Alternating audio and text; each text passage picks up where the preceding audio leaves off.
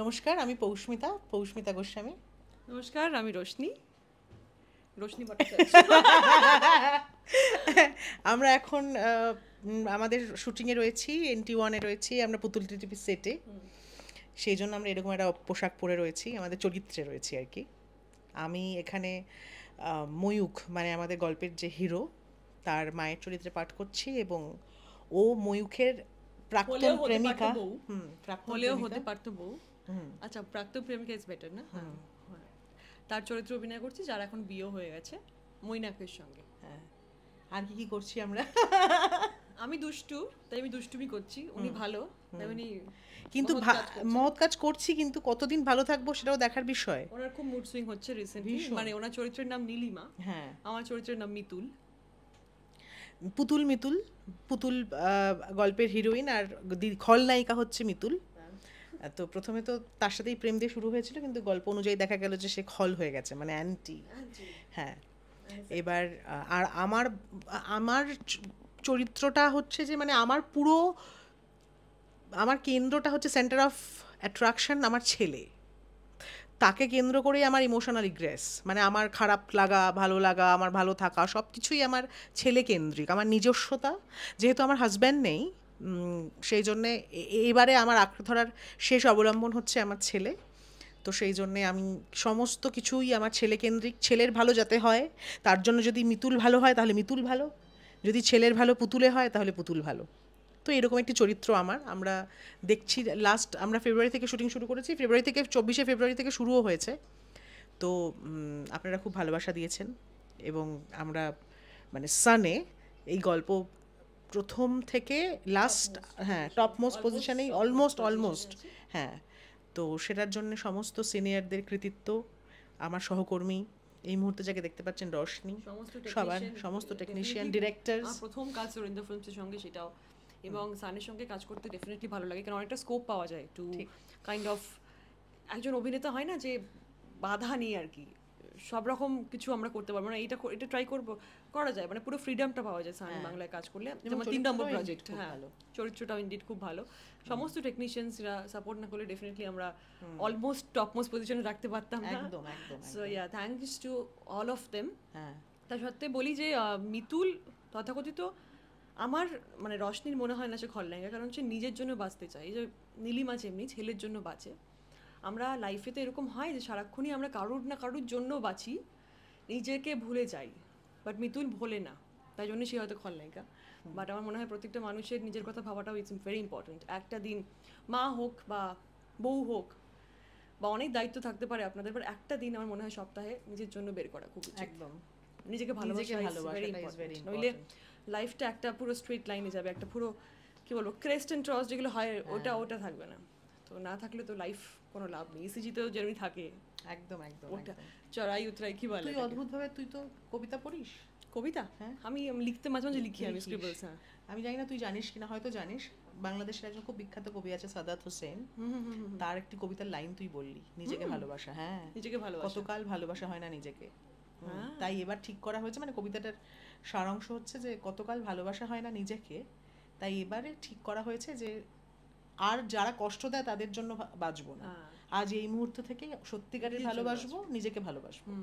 তো এইটাই, নিজেকে ভালোবাসাই আই থিঙ্ক ভেরি ইম্পর্টেন্ট। আমরা অনেক সময় বলি না 3জন মানুষের নাম বলে যাদের তুমি ভালোবাসো, আমরা বলি যে মা বাবা ভাই বোন এরকম বলি, বাট নিজেকে বাদ দিয়ে ফেলি। নিজেকে না ভালোবাসলে আমার মনে কাউকে ভালোবাসা যায় না। ওই জন্যই তো ফ্লাইটে বলে যে সেভ ইউর সেলফ ফার্স্ট, বা প্রেগন্যান্সির সময় বলে সেলফলেসলি লাভ। সেলফলেসলি, একদমই সেলফলেসলি, মানে সেলফিশ হতে বলছি না, সেলফ অ্যাবসর্বড হতে বলছি, নট অবসেসড। হ্যাঁ, অবসেসড হতে বলছি না, ভেরি থিন লাইন। হ্যাঁ, এক্স্যাক্টলি। হ্যাঁ, আর নিজেকে ভালোবাসতে বাসতে অনেক সময় আমাদের মধ্যে ইগো চলে আসে, সেটা নয়। সেলফ এস্টিম থাকাটা is very important, not ego. তো এইটাই, সবাইকে তো তুমি ভালোবাসতে পারবে না, ভালো লাগবে মানে সবার তোমাকে ভালো লাগবে না। এই যে আমাকে অনেকে বলে যে সাইকোলজিক্যালি, একজন সাইকোলজিস্টের কথাও শুনছিলাম আমি, সম্ভবত রত্নাবলীদি বলছিলেন যে যদি কেউ চেষ্টা করে যে সবার প্রিয় হবে, সেটা কোনোদিন সম্ভব নয়। একসাথে সবার প্রিয় হওয়া যায় না, আর সবাইকে ভালোবাসাও যায় না একসাথে। মানুষের গ্রুপ সবসময় ছোট হয় আমার মনে হয়। আমার যেমনি একটাই বন্ধু, একটা দুটো বন্ধু, তাদেরকে ফোন করলে বিপদের দিনে আমি পাই, যে হ্যাঁ ঠিক আছে, তারা শত কাজে ব্যস্ত থাকলেও তারা বলে যে চলে। ঠিক আছে ফোন করেছি, তোকে আমি ফোন করছি, হ্যাঁ এরকম। এবং আমারও ছিল রেসপন্সিবিলিটি তার সেই সময় তাকে হেল্প করার। তো আমার মনে হয় আমি খুব গ্ল্যাড যে আমি পেয়েছি এমন একজনকে। Thank you so much. পৌষ্মিতার কথা বলছি, যে হ্যাঁ। আমার খুবই ভালো লাগে এবং আমার খুবই কি বলবো one of my friends, we are like buddies, buddies yes. আমিও খুব খুব হ্যাপি যে আমি আমার সত্যি সত্যি একজন বন্ধু পেয়েছি। আমরা তো বিশ্বাস করতাম যে মানে ইন্ডাস্ট্রিতে বন্ধুত্ব হয় না, কিন্তু হঠাৎ করেই কি যেন একটা হলো, মানে নিজেরই তৈরি করা মিথ বা অনেকের তৈরি করা মিথ ভেঙে গেল, যে মিরর ইমেজ একদম একদম। তো এবং যারা যারা অন্যান্য সহকর্মীরাও আছেন তারাও আমাদের খুব ক্লোজ, আমরা খুব মজা করি মেকআপ রুমে, খাওয়া দাওয়া খুব হয়, প্রচুর হয়।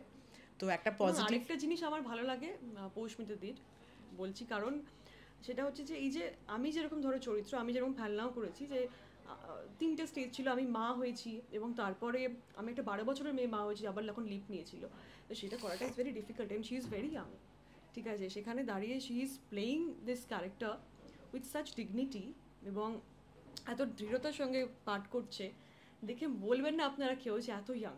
হ্যাঁ, শি ইজ ভেরি ভার্সেটাইল সেই জায়গা থেকে। তো আমার মনে হয় যে আমি যেহেতু ওই পাঠটা করেছিলাম ফেলনাতে, যখন 12 বছর হয়ে গেছিলো, মেয়ে লিপ নিয়েছিল, আমার খুব ভয় লাগছিল বাবা পারবো তো, বাট তখন করতে পেরেছি। আমি জানি যে কতটা মানে difficult to establish that fact, and she is doing that. তো প্রতিনিয়ত আমি শিখি কিছু না কিছু, রূপাঞ্জনা দিয়েছে, স্বাগত দিয়েছে, সবার থেকে শিখি কিছু না কিছু, সবার থেকে। I am flattered. Thank you so much Roshni, thank you so much. এই হচ্ছে সত্যিকারের বন্ধুত্ব। অ্যাপ্রিসিয়েশনটা আসলে ভীষণ ইম্পর্ট্যান্ট ইন লাইফ। মানে শর্ট দেওয়ার আগে ডিরেক্টর যদি বলে বাহ, মনিটর দেখে যে বাহ খুব ভালো হচ্ছে, পাঠিয়ে আমাদের ওই আত্মবিশ্বাসটা 50 থেকে 100 হয়ে যায় তক্ষুনি।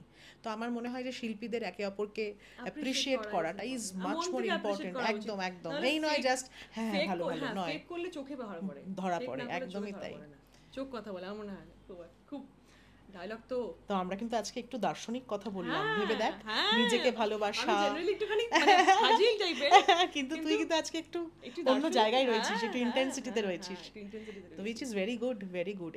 এইটাই হচ্ছে একজন শিল্পীর এদিক ওদিক হয় না, যে চরিত্র যাকে যেরকম দেখছেন, মিতুলের চরিত্র তো একদম অন্যরকম, খুবই কমেডি, ফানি, সুপারফিশিয়াল, সেটা আমার একটা অন্য জনরা বলতে পারো। হ্যাঁ, আমার খুব ভালো লাগে সেরকম কাজ করতে, বিকজ আমার মনে হয় যে লেডি কমেডিয়ান খুব কম আছে, খুব so if I can contribute someday, খুব ভালো, খুব শি ইজ ভেরি স্পন্টেনিয়াস, যেটা আমার ভীষণ মনে হয় আর কি, ভীষণ প্রথম দিন থেকেই মনে হয়েছে যে ও তো প্রথম থেকে পার্টটা করছিল না, বেশ কিছুদিন পরে ও ইনকর্পোরেট হয়েছে।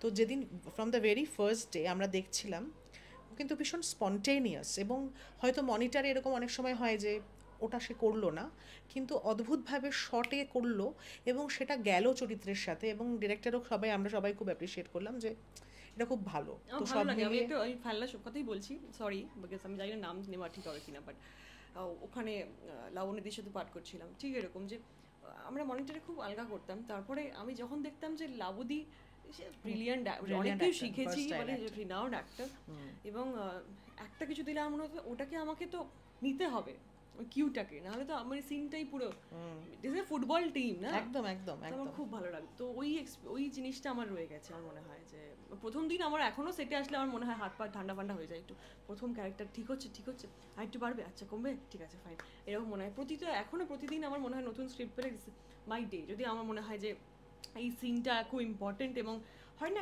এক একজনের দিন হয় আর কি, আজকে ধরো আমার দিন, কালকে ধরো পৌষ্মিতার দিন, এবং সেই দিনে আমাদেরকে সেই মানে পার্টটা করতে হবে, যেটা দিয়েছে লেখিকা, যে সুন্দর করে লিখেছেন, সেটাকে তো আমাদেরকে অ্যাপ্রিশিয়েট করে এক্সিকিউট করতে হবে, তো সেইটা ইম্পর্টেন্ট। এবং ওই জন্য বলি টিআরপি সবার জন্য আসে, ইটস বিকজ অফ আস, এবং কন্টেন্ট, টিম ওয়ার্ক, সবার acting, everything, direction is one, she is really very serious. হ্যাঁ, এটা মনে হয় আমার, ওকে দেখে মনে হয় না, কিন্তু প্রথম থেকে দেখে ওকে অনেকেই হয়তো অন্যরকম ভাববে, অন্যরকম, আমি খারাপ ভালো যাচ্ছি না, কারণ সেটা খুবই আর কি আপেক্ষিক, খারাপ ভালোটা আসলে খারাপ ভালো বলে কিছু হয় না, আমরা প্রত্যেকেই গ্রে, আমি বিশ্বাস করি। তো একদম অন্যরকম মনে হবে, কিন্তু তারপরে দেখবেন উইথ টাইম যে অ্যাকচুয়ালি মানুষটা অন্যরকম, যে কথাগুলো বললো অদ্ভুত। ওই জন্যই আমার আর ওর তো কিছু বয়সের ডিফারেন্স তো আছেই, তো সেইখানে দাঁড়িয়ে কিন্তু ওর সাথে আমার এই বন্ধুত্বটা বিয়ন্ড এজ, হ্যাঁ, বিয়ন্ড এভরিথিং, আমাদের মেন্টালিটি, ফ্রিকোয়েন্সি ম্যাচ করেছে। তো এনিওয়েজ আমরা সবাই একসাথে ভালো করে কাজ করছি। হ্যাঁ, আর যেটা আমাদের এখন গল্পে হচ্ছে সেটা হচ্ছে পুরো একদম টান টান পর্ব। কমলিকা ইজ ব্যাক, ঠিক আছে, কমলিকা ইজ ব্যাক, কিন্তু অন্য রূপে অন্য আভাতারে একদম ব্যাক। সেটা আপনারা ওকে বুঝতে পারবেন না যে কমলিকা না, কমলিকা নয় মানে, কিন্তু সে কলকাঠি আবারও নাড়ছে এবং তার সঙ্গে মৈনাক আছে। এবার আমি এক্সক্লুডেড, আমি জাস্ট ভাবছি যে এইসব কি হচ্ছে, মানে মিতুল ভাবছে যে এইসব কি হচ্ছে, কিছুই তো বুঝতে পারছি না। এবার মিতুল যখন জানতে পারবে তখন মিতুল কি করবে সেটা হচ্ছে দেখার একটা বিষয়, এবং সেটা আমরা আপকামিং এপিসোডে শ্যুট করছি। যখন জানতে পারবো যে মৈনাক আর কমলিকা আমার নাকের ডগায় আমাকেই ফাঁকি দিয়ে কোনো প্ল্যান করছে, তখন আমি কি করব, মানে মিতুল কি করবে সেটাই দেখার আর কি ব্যাপার। একদমই তাই। এখন এই মুহূর্তে মাঠান, টার্গেট হচ্ছে মাঠান আর ময়ূখ। কোনো বড় সর্বনাশ, আপনারা প্রোমো দেখেছেনই, একটা বড় সর্বনাশ আসতে চলেছে পরিবারে, কিন্তু সেটা কি করে আমরা পার করব সেটাই হচ্ছে দেখার দেখতে হলে কি করতে হয় বলে না, দেখতে হলে। এবং এখানে আরেকটা জিনিস অ্যাডিশন করি যে নীলিমার চরিত্রটাও বদলাচ্ছে, কিভাবে বদলাচ্ছে, মানে কি শেডস নেবে সেটা এক্ষুনি বলছি না। এই সবটাই দেখতে হলে দেখতে হবে সান বাংলা সন্ধ্যে 7টায়, আর চোখ রাখতে হবে পুতুল টিটিভিতে সোম থেকে রবি। Thank you.